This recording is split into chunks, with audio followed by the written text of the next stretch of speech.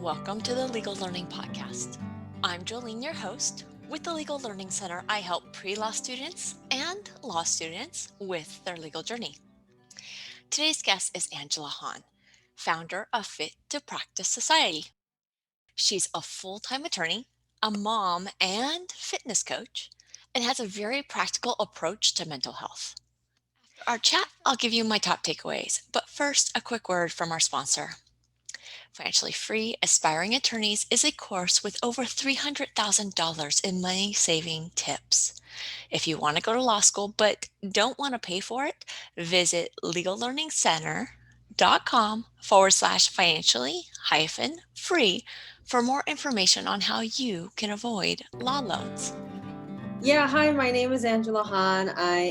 During the day, I'm in-house counsel at a healthcare company in the Baltimore area. And I also am a health coach for lawyers. And from that, I have started the Fit to Practice podcast and have created the Fit to Practice Society, where we come together as a community all across the country and across the globe, where we come together and do workouts, yoga, fireside chats, and really grow together. So the Fit to Practice Society itself, we have workouts on Mondays, Tuesdays, and Thursdays, and then on Saturdays we have yoga. And then on Wednesdays, every other Wednesday, we have fireside chats with people that we are inspired by, so that we can, because like I think that right now with the pandemic, there's a lot going on, and we kind of are looking for some clarity and purpose and direction. And for me, I was able to find that through finding a community of people that I look up to, and so that is really the kind of main goal of the society. That's great because I know that for myself, I've let exercise kind of fall off the chart during the pandemic. I think the first month or so I was planning to get back to normalcy, so I kept up my exercise routine. And then when it became clear we were just going to be sitting at home for quite a while, it started to fall apart. So it's great that you're offering something for people to do just about every other day of the week so that they can have somewhere to go and be with people. Now, are you finding that most of the people who join you are attorneys? Yes, most of them are, because I primarily, my audience is primarily lawyers, because I understand being a lawyer best. I'm not going to presume to understand what it's like to be any other profession. I was a teacher before law school, but right now I'm most in touch with being a lawyer. So what type of exercises do you guys do? Is there a range or does it focus? Yeah, it's really mostly kind of high intensity interval training. But at the same time, it's not as intense as we think it is, because a lot of the times we kind of get intimidated by hit training, high intensity, high interval training, or high intensity interval training. But the thing is, like, if we do it together with a community of people that we feel safe around, then the time passes by pretty quickly. And so how long are these sessions? Half hour. That's so great. I find that motivating. 20, 30 minutes, I think is just so much more motivating than an hour. Exactly, exactly. Yeah, it sounds doable and a little bit goes a long way. Yeah, 100%. Yeah.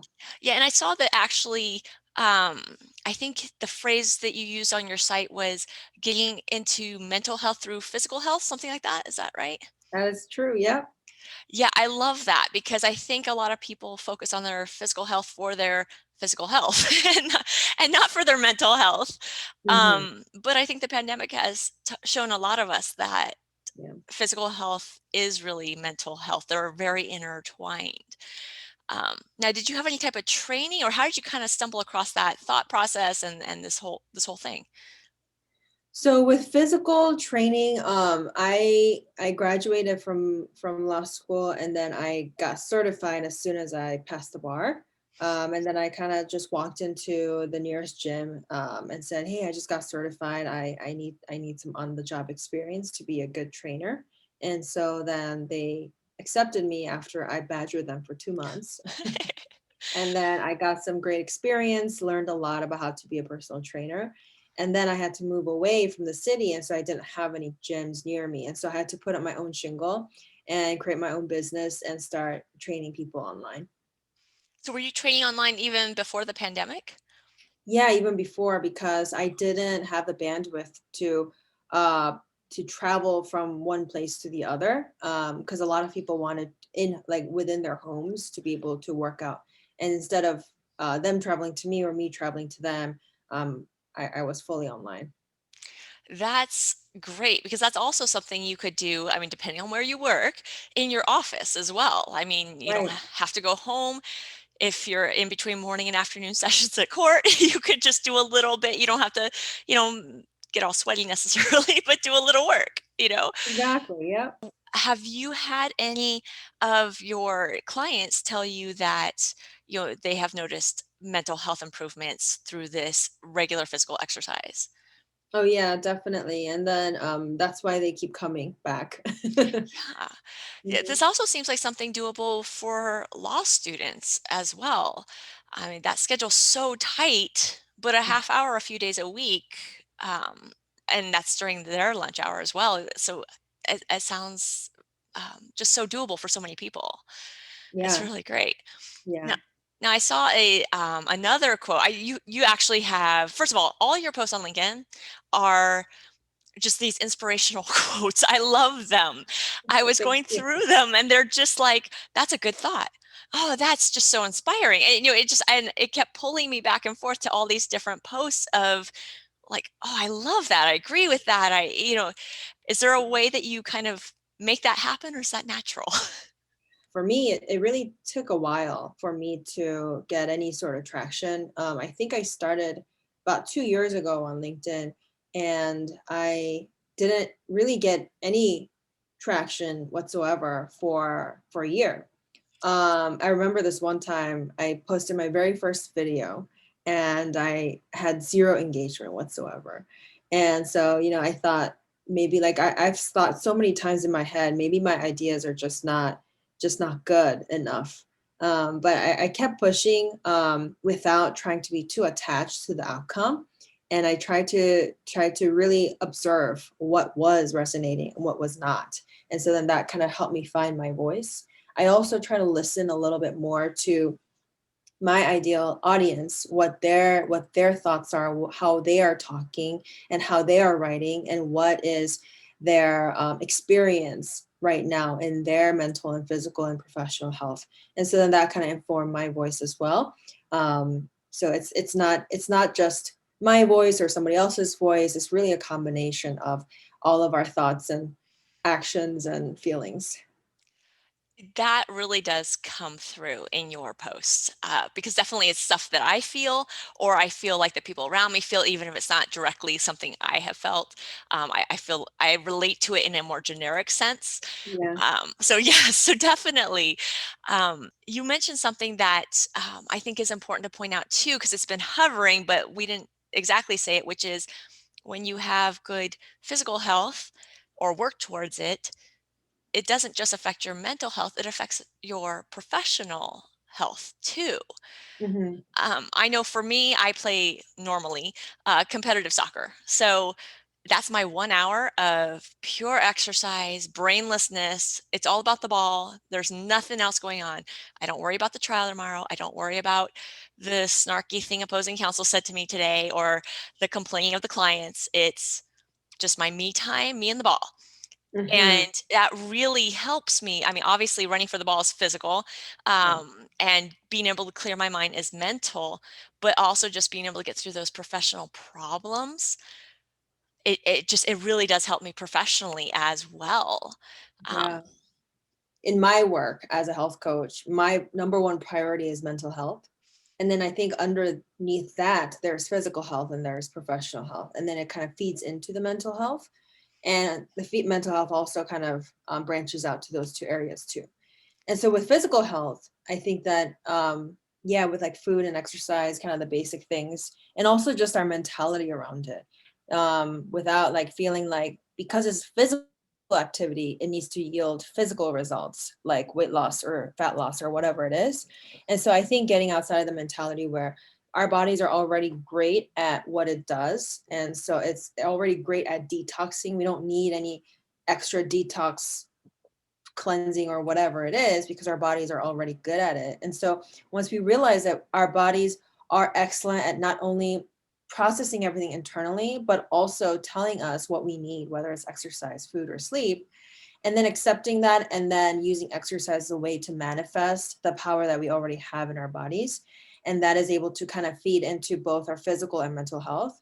Whereas with professional health, as I was kind of saying earlier, is that right now, especially with us being stuck at home, or being we get to be at home, there are so many thoughts that we have and so many changes that we have to deal with, so many adjustments. And so we're kind of reframing what's going on, trying to adjust our direction. What should we do? Should I get a new career? Should I start a business? Should I start a podcast? And so with all of these options and opportunities that are out there, we want to feel fulfilled, not just in our 9 to 5, but also what's going on outside of those hours. And so when we try to address the professional health where we are feeling fulfilled 24/7, not just 8 hours of the day, then that also feeds to our mental health. And it's kind of like an ongoing cycle of three. I love everything you just said. And I think that for most people, their first approach to improving themselves or feeling better usually goes more towards the physical or even professional versus the mental health. A lot of people even resist the mental health or they don't know what to do with it. So I love your approach where it's like, let's work on your physical, let's work on your professional, and it helps the mental. And so that way people don't, for those who don't, I don't know, want to discuss their mental health, they don't have to. It's almost like secondary. And then for those who don't mind talking about their mental health, but they're just not sure where to start, what to do, or maybe they've tried other things that don't work, this is hands-on practical that you can do, and it's incremental. I mean, half an hour, a couple times a week, that kind of thing. And then they can check it. Is my mental health feeling better? So I Mm, love this because most people really gravitate towards practical. And mm, so that mental health gets brushed aside and left behind and not treated equally to the other parts. mhm. And it seems like with your program, it doesn't even have to technically be head on addressed. It'll flow into the package. Right. Exactly. Yeah, I know you said you do have a podcast. So what's the name of your podcast? It's called the Fit to Practice. Okay, and what type of subject matter do you cover? So I interview attorneys who talk about what it means to be fit to practice and how their own unique journeys have informed the way they practice law. Yeah, I I get love the interviews. The people you interview are just a wealth of information and they have really useful tips and just, yeah, they're very inspirational. I love your podcast. Thank you so much. hmm Now, I know that on your LinkedIn about s- space page, I don't know Yeah. what they call that exactly. It's a part. um, you talked something about, let's see, with respect to like what your dream is in life. I help you get from I don't know to I know to I'm doing the work to I'm living the life. Mhm. I when we think about our dreams, again, such a vague thing. It's kind of that mental health thing. It's a vague thing. How do I get there? How can I attack it practically? And I love this. I don't know how to get to my dream. Okay, I know what my dream is and how to get there. Now I'm doing the work to get there, and now I'm there. That's so great. What a great concept. Thank you. It just again, and it probably comes from being a lawyer. You have it down to a science. Let's get it so that you understand my argument. You can live your dream. Um, Taking something so vague and making it so specific is just, I think, so helpful. Um, Now, can you give me an example of maybe some way that you help someone get from I don't know to the I'm living the life? Yeah. So a lot of the clients that I work with, they are in one of those spaces, either in stage 1 or 2 or 3. And so with people who are in the I don't know phase, I help them get those answers by asking the right questions, because a lot of the times when you're at the I don't know phase, then we rely on all kinds of external things, whether it's courses, books, podcasts, certifications, whatever it is. We try to pack all our knowledge on paper. But then the reality is the answer to actually what we want to do and what we are able to offer is already within us. And it takes the right questions to draw it out of us. And so, Asking questions for things on things that we don't want to talk about, being challenged on concepts that have been in our minds for so long, and really kind of opening up that bucket or lid or whatever that allows us to say, oh my gosh, that was there all along. And all I needed to do was this. And so I help them come to that idea in the I don't know stage. And then the I know stage, I think the biggest problem there is going from I know to taking the action. Because if you want to stay in just I know, then you're going to kind of sit there being like, oh, yeah, I know so much. Like, I know so much, and I have all this to prove that I know this much. But at the end of the day, you kind of start feeling a little bit empty because you're like, well, I know this, but what am I supposed to do with this? Like, I know that I want to be, I know I want to start a business, but where do I even start? And do I need to do this, this, and this, and this? It's just so overwhelming. And so at that stage, I help them break down the practical steps. And as they're taking those steps, I help them address the fear so that once they take action, it's inspired action and it's fulfilling action so that it continues the momentum so that they get to that next stage where they are living that life. that's great. And that's all through one on one counseling?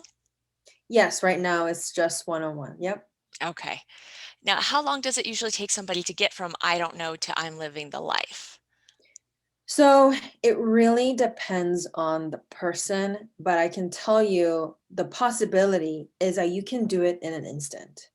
And because if you are open to being coached, if you are committed to getting from point A to point B, then you will make that jump instantly because the reality is we have so much going on and we can either decide I'm drowning because of all of this or I am thriving because of all of this. And so the key question to ask there is whatever is happening, how can I make this the best thing that ever happened to me? How can I make this work in my favor? And once you start asking that question, you get from point A to point B in an instant. And then you start shifting not just your mind, but the way you approach things, the way you talk to people, and the way you spend your hours, and the way you delegate and spend your money and your energy on whatever it is that you want to spend on. Now, do you find that the people who are looking for this kind of help tend to be lawyers who are trying to shift gears a bit, or is it just anybody? Yeah, right now, only because I've been talking mostly to lawyers, they're all either lawyers or have been in the legal industry or currently in the legal industry. But I'm not going to reject anyone. It's not based on their profession. I will reject people who are not ready, but I won't reject people because of their profession. And can you tell us a little bit about how you balance everything? Because between being a full-time lawyer and then having this business and having a child, it's just a lot of work, it sounds like. How do you make that, again, because we're aiming for mental health and, all around health. How do you make that balance? Number one, I would encourage anybody who it feels like they're out of time to take a closer look at how they're spending it because we can always optimize it even better. Number two is I can always create more time. I can always buy more time so that I have more than 24 hours. And the way to do that is to hire. And so, in order to know who to hire, we have to first know what are the things that only I can do. Like, for example, I'm in this interview with you, I can't outsource this to somebody else. So, what are the things that I can outsource, like managing my calendar, for example, or managing the administrative parts of my business and following up with certain people or whatever that might be. And so those things, it does take a lot of training on the front end with the people that you're outsourcing it to or delegating to. But really, in the long term, it frees up so much time and helps you let go of the things that are not things that only you can do. And it makes you really, really, really think about your zone of genius and the way only you can contribute to the people around you. That makes a lot of sense because I think when people um, in normal, I say normal life, but but we do outsource and we don't realize it. At points we may hire a maid, right? Or we may hire, there's people who will walk your dog, pick up the dog poop, that kind of thing. Mow your lawn, whatever, your gardener. So we do outsource because we don't have time for everything. Yeah, we can create more than 24 hours in a day. At first, I had no idea what you were talking about, but it's true. I already do that. So, yes. Now, do you find that your society, the people in there, are actually making connections with each other? Yeah, I mean, but to the best of my knowledge, they almost kind of immediately connect with one another if they don't That's already know each other. And then I mhm. have a system on Slack where you have to share your LinkedIn profile and you have to connect with at least one other person. That's great. I think the more you talk to people that you didn't previously know, the better. You learn so much. I know I just met you in the last year, and just watching again your inspirational posts, but just also watching and hearing more people talk about the exercise routines that they're doing with you, it really is just uplifting. It's nice to hear. It's odd, but it's nice to hear that other people are exercising, that kind of thing. It's Yeah. not, it's nice to hear that people are taking care of themselves. Yeah. And it's also inspiring too when I'm feeling lazy. Okay, they all did it. I can do it too. Let's just get out there and do a few things. So yeah. Okay, well, so do you have any tips for students who are just starting law school? So their schedule is highly impacted. I know you've got your lunchtime exercise. Any other tips that you can recommend for law students who are just starting out, who are probably going to just drop everything, right? How to maintain some of that physical and mental health? Yeah, I think that the last thing that law students need is any more guilt or shame for whatever that they're doing. And so I think that when I was in my 1L year, I just remember feeling like, oh, I didn't how do I even read a case, or how do I even answer this question? How do I use office hours to my advantage? And so I was just kind of blindly going in, not having a single idea what to do. And so I think that what I would have done in my 1L year is to hire or at least work with or be part of a community somehow hold yourself accountable to the actions that you want to take and get some clarity and direction on how to really maximize your mental health and also your potential and in your career for your first year in law school. So like I would hire people like Jolene or ask for help from people like Jolene, being like, hey, I just started law school. What do I do? Yeah, like I'm working out. Yeah, like I'm doing lifts. I'm on the treadmill or whatever, but that's not helping me. That's not helping me. What I really need is direction. What I really need is like to figure out how do I even study for my exams. So more than what me and what I can offer, I would really direct them to people like you. And I know you didn't ask me to say this, Yeah, I know. I'm like, but that's okay yeah. by me. But I really like if I were in my 1L year, I wish I was on LinkedIn at the time, or at least like done some sort of Google search where I felt like, okay, I don't want to feel like the dumbest person in the room. So that's my advice.